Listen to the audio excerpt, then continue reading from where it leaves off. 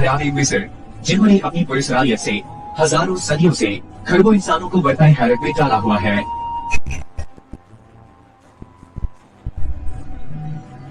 किसी ने अहराम मिस्र को इनका मंबा कहा तो किसी ने शैतान की कार फरमाई, किसी ने आवर्स देवता का नाम दिया तो किसी ने गैर इंसानी मखलूक का। आज भी ये अहराम बड़ी लोग इंसान को आवाज दे रहे हैं, आओ हम पर तहकीक करो, हमारे भेद खोलो और दुनिया को इतराज दिलाओ कि हमारी तामीर का मकसद क्या है।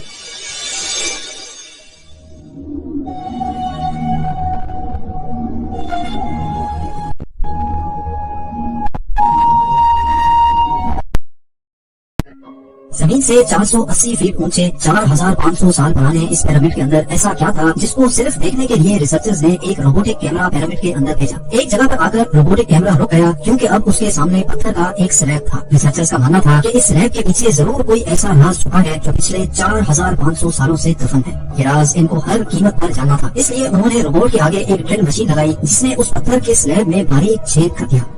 अब इस छेद के अंदर एक कैमरा भेजा गया जिसने स्लैब के उस पार एक ऐसा मंजर देखा जो पिछले 4500 सालों से किसी ने भी नहीं देखा। नाज़रीन, मिस्र यानी इजिप्ट में टोटल 138 ऊंचे तरीन पिरामिड्स मौजूद हैं जिन्होंने पिछले हजारों सालों से दर्जनों अर्थक्वेक्स और कई खतरनाक तूफान का सामना किया, लेकिन मजाल है इनमें से कोई एक भी इधर से उधर हुआ हो। इनमें से सबसे ऊंचा और बड़ा pyramid the great pyramid of Giza कहलाता है और इस पिरामिड की बेस का एरिया 13 एकड़ है। यानी इस पिरामिड के अंदर हैरत अंगेज तौर पे एक दो नहीं बल्कि पूरी 9 फुटबॉल फील्ड आराम से फिट आ सकती है। एक एस्टीमेट के हिसाब से इस पिरामिड में टोटल 23 लाख बड़े बड़े पत्थरों का इस्तेमाल हुआ, जिनमें से कई पत्थरों का वजन 50 टन भी था। अगर इसके टोटल वजन का अंदाजा लगाया जाए तो इस पिरामिड का वजन 60 लाख टन है, जो 12 बुर्ज खलीफा के वजन के बराबर बनता है। लेकिन इतने ऊंचे और आलीशान पिरामिड्स बनाने का आखिर मकसद क्या था? हजारों साल पहले जब इंसान के पास कोई टूल्स भी मौजूद नहीं थे, तब इन पिरामिड्स की दीवारों को कैसे इंच बाय इंच लेवल किया गया? कैसे 50 टन वजनी पत्थरों को स्क्वायर शेप में काट कर बगैर क्रेन के ही 480 फीट ऊंचाई तक पहुंचाया गया? और इनको बनाने में ऐसे कौन से इंजीनियर्स का हाथ था जिन्होंने इन पिरामिड्स को अर्थक्वेक प्रूफ के साथ साथ इनकी तमाम साइड्स को एग्जैक्टली 51.5 डिग्री के एंगल पे सेट किया? ये सब आप जान सकेंगे आज की इस वीडियो में। तो आइए शुरू करते हैं।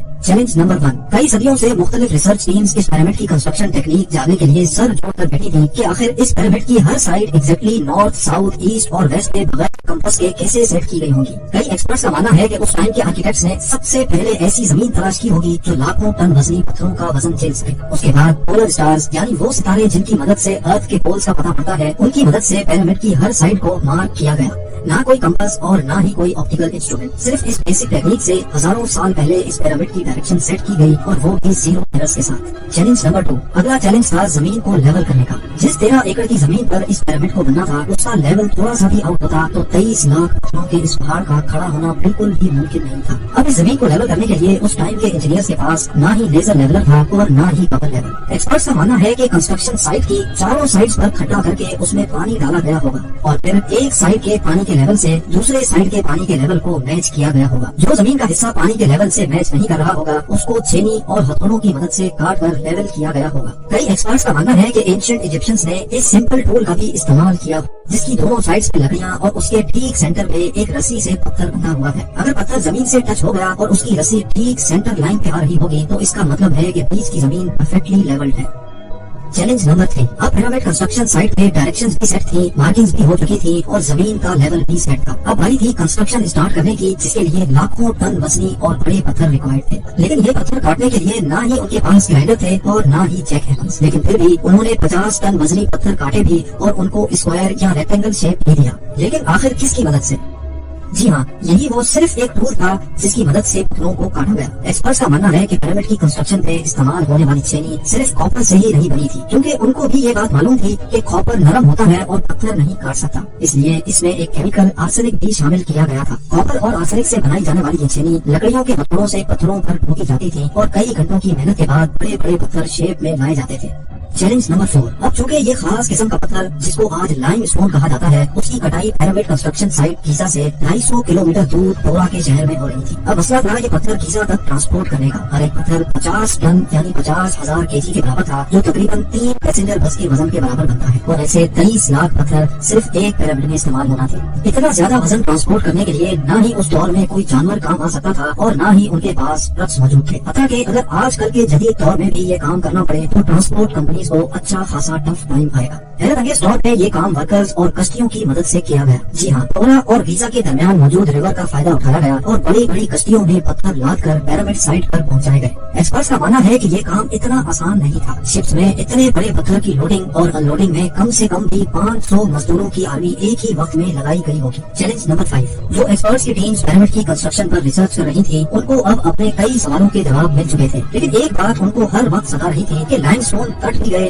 ٹرانسپورٹ بھی ہو گئے اور کنسٹرکشن کے دوران ایک کے اوپر ایک لگنا بھی شروع ہو گئے۔ مسئلہ یہ تھا کہ پتھر اتنی اونچائی تک آخر پہنچائے کیسے گئے ہوں گے۔ کئی ایکسپرٹس کا ماننا ہے کہ پیرامڈ کی کنسٹرکشن سے پہلے ہی یہ پلان کر لیا گیا تھا، یا تو یہ اسپائرل ٹریک کے ذریعے اوپر گئے ہوں گے یا پھر زگ زیگ طریقے سے، لیکن یہ بات تو طے ہے کہ 50,000 kg کے پتھر اوپر مزدوروں کی آرمی کی مدد سے ہی کھینچ کر گئے ہوں گے۔ چیلنج نمبر 6، بات صرف لاکھوں مزدوروں چھینی ہتھوڑے سے لائم سٹون کاٹنے اور اتنے بڑے پتھروں کو ٹرانسپورٹ کرنے کی ہی نہیں تھی۔ اس پیرامڈ کے اندر کمپارٹمنٹس، ان کے اندر جانے کا راستہ اور کئی چھوٹی چھوٹی سرنگیں بھی بنائی گئی تھی۔ باقی سب چیزیں تو ٹھیک تھی، لیکن ایک چیز ایکسپرٹس کو حیران کر گئی اور وہ یہ تھی کہ اندر کے کمپارٹمنٹس میں جو پتھر استعمال ہوا تھا وہ لائم سٹون نہیں بلکہ گرینائٹ تھا۔ جی ہاں، گرینائٹ ایک ایسا پتھر ہے جو ڈائمنڈ کے بعد دنیا کا سب سے سخت ترین اسٹون مانا جاتا ہے۔ آج کل کے ماڈرن دور میں بھی گرینائٹ بڑے بڑے گرائنڈرز کی مدد کے سوا کاٹا ہی نہیں جا سکتا۔ دنیا بھر سے کئی آرکیولوجیکل ایکسپرٹس کو پیرامڈ کا وزٹ بھی کروایا گیا، لیکن کسی کو بھی اس بات کا سراغ نہیں ملا کہ 4500 سال پہلے ایجپشنز نے گرینائٹ جیسے ٹھوس پتھر کو اتنی صفائی سے کیسے کاٹا تھا۔ آخرکار کئی سالوں کے بعد ایکسپرٹس نے اس مسٹری کو بھی سالو کر دیا۔ ایجپشنز نے گرینائٹ کو اتنی صفائی سے ایک ایسے آرے سے کاٹا تھا جس کے دانت ہی نہیں تھے۔ جی ہاں، بغیر دانتوں والے اس آرے کے دونوں سائڈوں پر وزن ڈال کر اس کو گرینائٹ پر چڑھایا جاتا تھا اور بیچ میں بجری ڈالی جاتی تھی۔ ایکسپرٹس کا ماننا ہے کہ اس طریقے سے اتنے بڑے پتھر کو کاٹنے میں 4 مہینوں کا وقت لگ جاتا تھا۔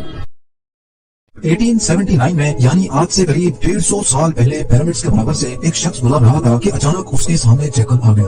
اس آدمی کو اس بات کا بالکل بھی علم نہیں تھا کہ اگلے ہی لمحے وہ پیرامڈس کی کون سی خاص چیز دیکھنے جا رہا ہے۔ آدمی نے جیکل کی طرف پتھر پھینکا تو وہ جیکل پیرامڈ میں بنے ہوئے ایک چھوٹے سے سوراخ میں گھس گیا۔ یہ منظر دیکھتے ہی اس آدمی سے رہا نہیں گیا، کیونکہ اب وہ پیرامڈ میں بنے اس سوراخ کے اندر دیکھنا چاہتا تھا۔ اندر داخل ہوتے ہی آدمی نے خود کو پیرامڈ کے اندر بنے ایک سیکرٹ چیمبر میں پایا، جس کی دیواروں پر عجیب و غریب لکھائی میں کچھ لکھا ہوا تھا۔ ناظرین، یہی وہ پوائنٹ تھا جس نے دنیا بھر کے ریسرچرز اور آرکیولوجسٹ کو جھنجھوڑ کر رکھ دیا۔ یہی وہ دن تھا جب دنیا کو معلوم پڑا کہ پیرامڈ کے اندر سیکرٹ چیمبرز بھی موجود ہیں جن پر آج تک ریسرچ چل رہی ہے۔ یہ تمام چیزیں جاننے کے بعد ریسرچرز پریشان تھے کہ کنگز چیمبر میں موجود 1 پیس گرینائٹ سے بنایا ہوا یہ تابوت اندر اس چھوٹے سوراخ سے کیسے لایا گیا۔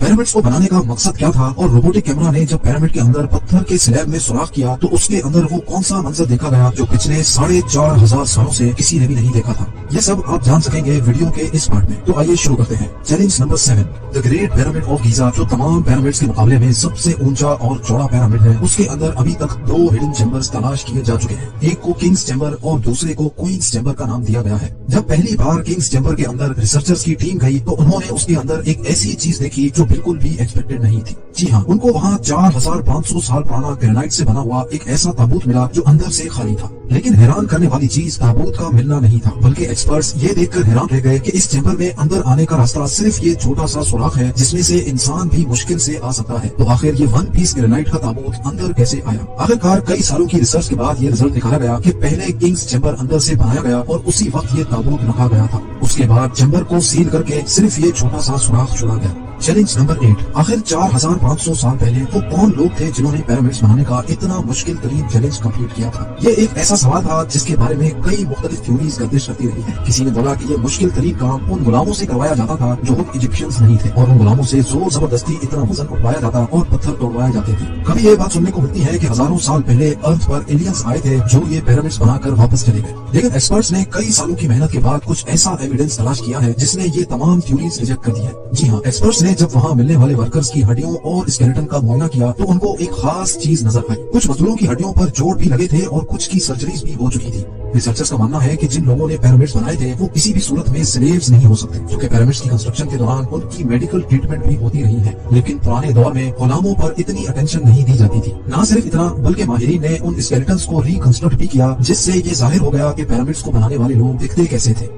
Challenge number 9। अब चूंकि ये एविडेंस भी सामने आ चुका था कि पिरामिड्स को ना ही एलियंस ने बनाया है और ना ही स्लेव्स ने, तो अब ये जानना बाकी रह गया था कि आखिर कितने मजदूरों ने मिलकर ये आलीशान स्ट्रक्चर्स बनाए होंगे। क्योंकि आजकल के मॉडर्न दौर में कंस्ट्रक्शन प्रोजेक्ट्स में इंसानों से ज्यादा मशीन्स का इस्तेमाल किया जाता है। इसी वजह से अक्सर प्रोजेक्ट्स 4 से 5 सालों में मुकम्मल हो जाते हैं। लेकिन हजारों साल पहले ना ही उनके पास कोई मशीन्स थी और ना ही मॉडर्न टूल्स, तो जाहिर है उस वक्त पिरामिड बनाने के दौरान एक ही वक्त में काफी मजदूर लगे होंगे। लेकिन आखिर कितने? हिस्ट्री से ये बात मालूम हुई कि पिरामिड्स को बनाने में कम से कम एक ही वक्त में 1 लाख मजदूरों की मदद ली गई और ये मजदूर पूरे मुल्क से इकट्ठे किए गए थे। Challenge number 10। पिरामिड्स की उलझी हुई गतियां अब सुलझना शुरू हो चुकी थी। एक्सपर्ट्स और आर्कियोलॉजिस्ट अब एक ऐसे मोड़ पे खड़े थे जहां उन्होंने पिरामिड्स की कंस्ट्रक्शन के कई पोशीदा राजों को फाश कर दिया था। लेकिन कई राज अभी भी पोशीदा थे जो बार बार रिसर्चर्स को तंग कर रहे थे। उनमें से एक राज था पिरामिड बनाने का मकसद। जी हाँ, 60 लाख टन से भी ज्यादा वजनी 23 लाख पत्थरों से बना सिर्फ एक पिरामिड और उनके अंदर बने सीक्रेट चैम्बर्स का आखिर कोई तो मकसद होगा। रिसर्चर्स का मानना था कि सिर्फ ममीज को दफनाने के लिए इतना ताम झाम नहीं किया जा सकता, बल्कि इन पिरामिड्स का कोई और खास मकसद भी था। इस मकसद को जानने के लिए दुनिया भर से मुख्तलिफ इदारों से मदद हासिल की गई और ये रिजल्ट निकाला गया कि पिरामिड्स का मकसद था इंसानों को खुदा बनाना। जी हाँ, इजिप्शियंस का मानना था कि जब इंसान मर जाता है तो वो ऊपर आसमान में जाकर एक सितारा बन जाता है और मरने के बाद भी वो पीछे रह गए अपने साथियों, अपनी फैमिली और अपनी धरती के काम आता रहे, उसके लिए उसको इन पिरामिड्स में दफनाया जाएगा, जो पिरामिड्स की वॉल पर लिखी इन रिलीजियस लैंग्वेज की मदद से अपना मकसद हासिल कर सकेगा। और यही शायद उनका बिलीफ था। लेकिन पिरामिड्स का असल मकसद यही है या कोई और, इसका अभी तक कोई एविडेंस नहीं मिल सका। Challenge number 11। एंशिएंट इंजीनियरिंग की हिस्ट्री के इन शाहकार स्ट्रक्चर्स के डिजाइन ने एक बार फिर से एक्सपर्ट्स को मुसीबत में डाल दिया। ये मामला शुरू हुआ था गीजा के पिरामिड्स की एक एरियल फोटोग्राफ से, जिसमें देखा गया कि इन तीनों पिरामिड्स का स्ट्रक्चर एक दूसरे से अलाइंड नहीं है। ये मालूम नहीं हो पा रहा था कि जिन लोगों ने 4500 साल पहले इंच बाय इंच लेवल करके इतनी सफाई से पिरामिड बनाए, उन्होंने इन 3 पिरामिड्स को एक दूसरे से अलाइन क्यों नहीं किया? क्यों इन तीनों की पोजीशंस आपस में किसी भी सूरत में मैच नहीं हो रही? पहले तो ये एक कोइंसिडेंस समझा गया, लेकिन सिर्फ तब तक जब तक रॉबर्ट पुआल ने ये कोड क्रैक नहीं किया था। रॉबर्ट पुआल का मानना था कि ये सब एक कोइंसिडेंस नहीं, बल्कि इन पिरामिड्स की ये पोजीशंस एक सोचे समझे प्लान की वजह से रखी गई थी। क्योंकि उस दौर में इजिप्शियन सितारों को बहुत मानते थे, इसी वजह से उन्होंने ओरियंस बेल्ट के 3 सितारों की पोजीशंस के हिसाब से ही ये पिरामिड्स बनाए। अगर गौर किया जाए तो इन 3 सितारों में से 2 ब्राइट सितारे हैं, पर एक सितारा डिम भी है और इन दोनों से हटा हुआ भी है। सितारों का यही एग्जैक्ट पैटर्न गीजा के पिरामिड में भी इस्तेमाल किया गया।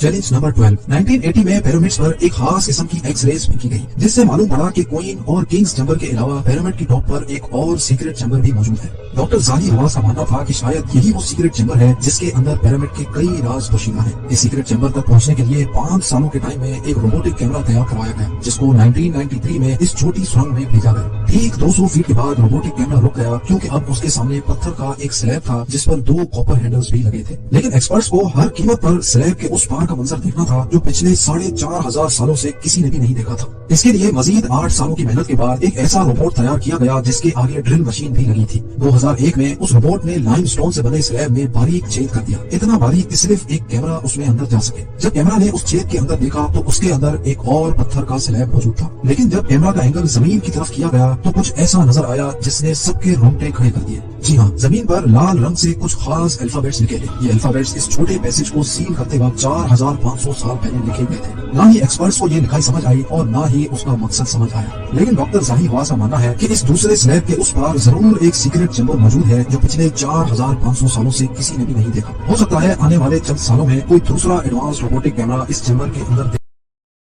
इजिप्ट की वैली ऑफ द किंग्स में से जब इजिप्शियन किंग टूटनखामुन का खजाने से भरा टूम डिस्कवर किया गया तो इस खबर ने पूरी दुनिया में हलचल मचा दी थी। 26 फीट पहाड़ के अंदर छुपा हुआ यह टूम 3000 सालों में पहली बार खोला गया था, जिसके अंदर लातादाद खजाने और किंग टूटनखामुन की ममी भी मौजूद थी। इस टूम में से मिलने वाला सोना बिल्कुल प्योर था और इसका टोटल वजन 1,03,000 तोला सोने के बराबर था, जो तकरीबन एक टोयोटा गाड़ी के वजन के बराबर बनता है। वैसे तो इस टूम से मिलने वाला तमाम खजाना और गोल्ड प्राइसलेस है, लेकिन अगर एक एस्टिमेट लगाया भी जाए तो आज के दौर में इसकी कीमत 5.5 अरब रुपयों के बराबर है। नाज़रीन, ये टूम डिस्कवर होने के बाद आर्कियोलॉजिस्ट ये देखकर परेशान थे कि आज के मॉडर्न दौर में भी इतना ज्यादा सोना पहाड़ों से ढूंढने और निकालने में एक माइनिंग कंपनी को कम से कम भी 10 साल लग जाते हैं। तो आखिर 3000 साल पहले जब ना ही कोई मशीनरी थी और ना ही कोई टेक्नोलॉजी, तब एंशिएंट इजिप्शियंस ने ये सोना निकाला तो आखिर कैसे और कहां से? French gold expert Thomas washer अपनी टीम के साथ इस मुश्किल तरीन चैलेंज का राज जानने के लिए मैदान में उतर आए। सबसे पहले थॉमस ने मिलने वाले सोने को कई सालों तक अच्छी तरह स्टडी किया और उसकी कॉम्पोजिशन मुख्तलिफ जगहों से निकलने वाले गोल्ड से कंपेयर की।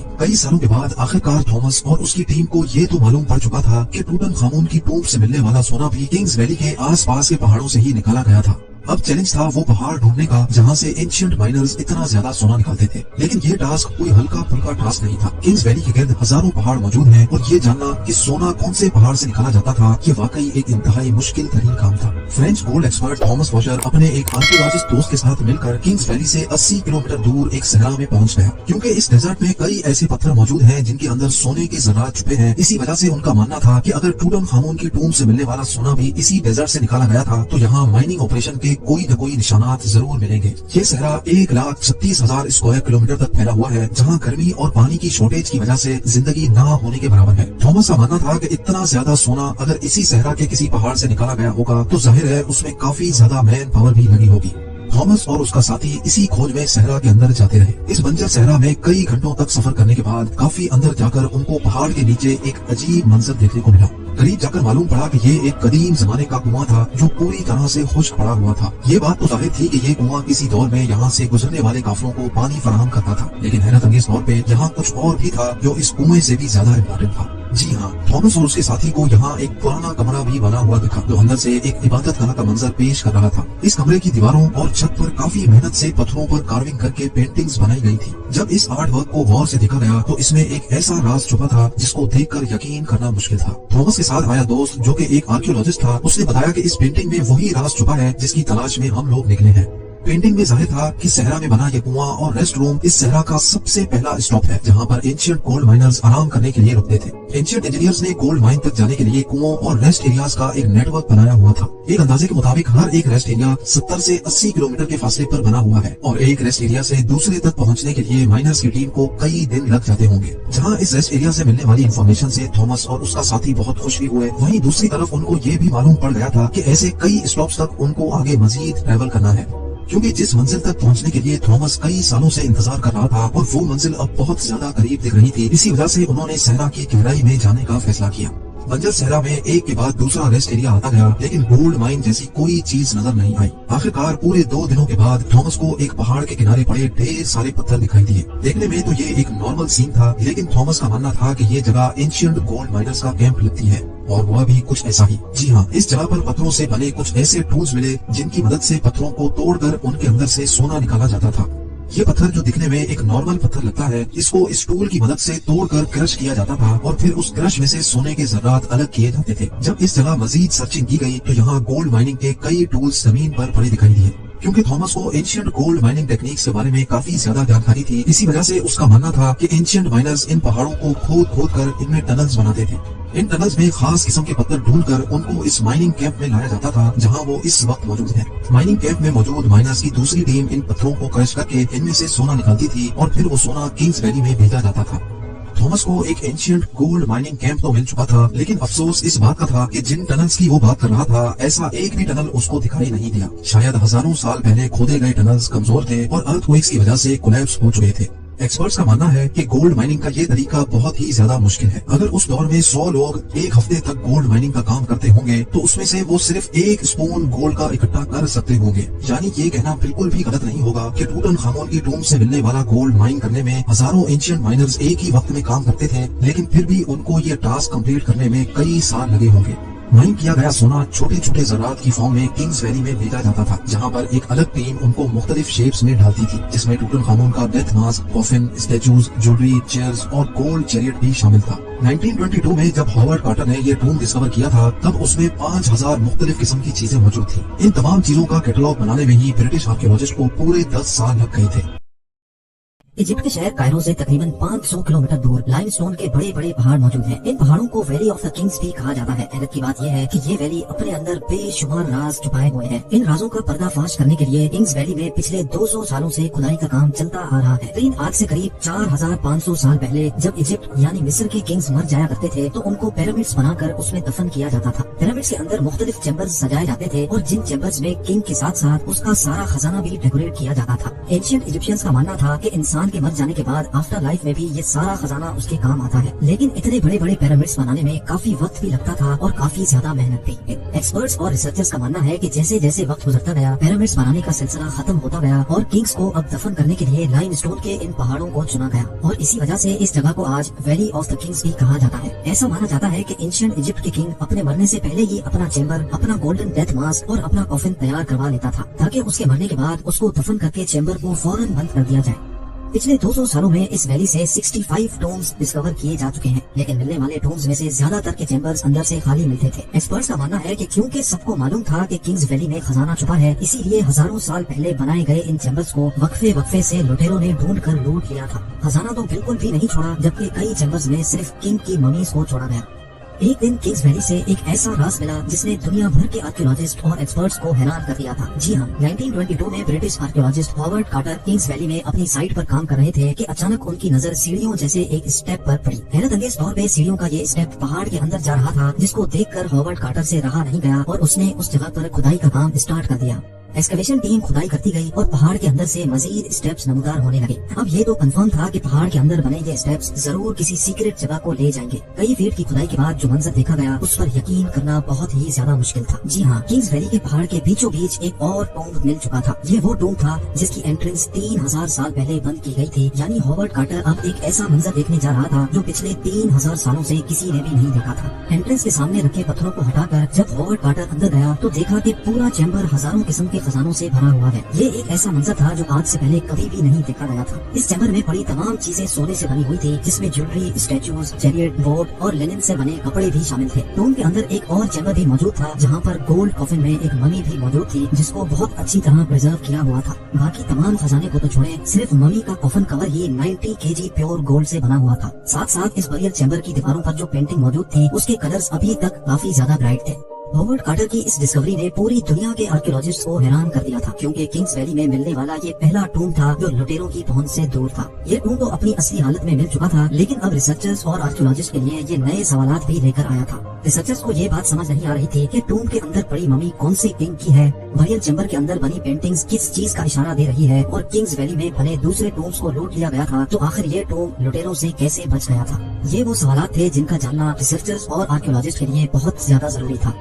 लिहाजा जब टूम्ब के अंदर पड़ी ममी का डीएनए टेस्ट किया गया तो जो मालूम पड़ा उसने सबको हैरान कर दिया। जी हाँ, ममी के डीएनए टेस्ट से मालूम पड़ा कि ये बॉडी एक 18 साल के किंग की थी। जब ममी के डीएनए को किंग्स वैली से मिलने वाली दूसरी ममीज के डीएनए से मैच किया गया तो मालूम पड़ा कि इसके बाप की ममी टूम्ब नंबर 55 जबकि इसकी माँ की ममी टूम्ब नंबर 35 से मिली थी। इस किंग का नाम टूटनखामुन था और अपने बाप के गुजर जाने के बाद जब ये किंग बना तब ये सिर्फ 8 सालों का था। यानी अपनी बादशाहत के सिर्फ 10 सालों के बाद 18 साल की एज में ये भी मर गया था।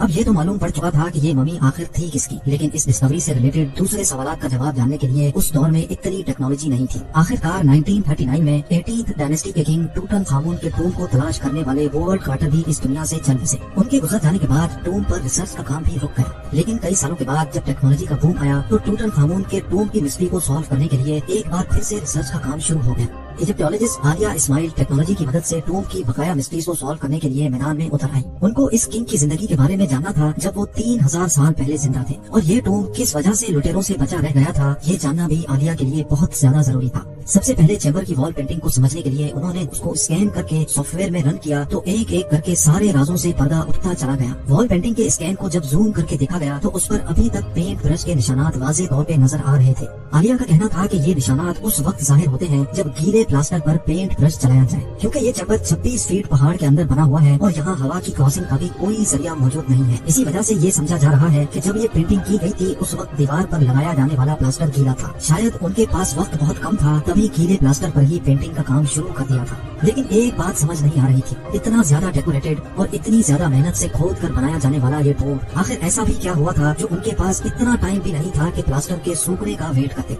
ये जानने के लिए एक बार फिर से ममी के डीएनए टेस्ट पर नजर दौड़ाई गई, लेकिन इस बार जो चीज सामने आई वो वाकई बहुत ही बड़ी डिस्कवरी थी। लेटेस्ट डीएनए रिपोर्ट से मालूम पड़ा कि जिस वक्त किंग टूटनखामुन मरा था उस वक्त वो था तो सिर्फ 18 साल का, लेकिन वो एक ही वक्त में कई बीमारियों से गुजर रहा था। उसका लेफ्ट पाँव काम नहीं करता था, उसकी बैक बोन भी टेढ़ी थी और उसको कई बार मलेरिया का अटैक भी हो चुका था। डॉक्टर्स का मानना है कि शायद उसकी मौत भी अचानक मलेरिया की वजह से ही हुई थी और शायद इसी वजह से टूम बनाने वालों के पास टाइम कम था, क्योंकि उनके किंग की अचानक मौत हुई थी। लेटेस्ट डीएनए रिपोर्ट से ये भी मालूम पड़ा कि किंग का बाप और उसकी माँ दोनों आपस में सगे बहन भाई थे। लेटेस्ट मेडिकल साइंस के मुताबिक जब सेम ब्लड रिलेशन वाले आपस में शादी करते हैं तो उनके बच्चों में पैदाइशी बीमारियां पड़ने का चांस भी बहुत ज्यादा बढ़ जाता है।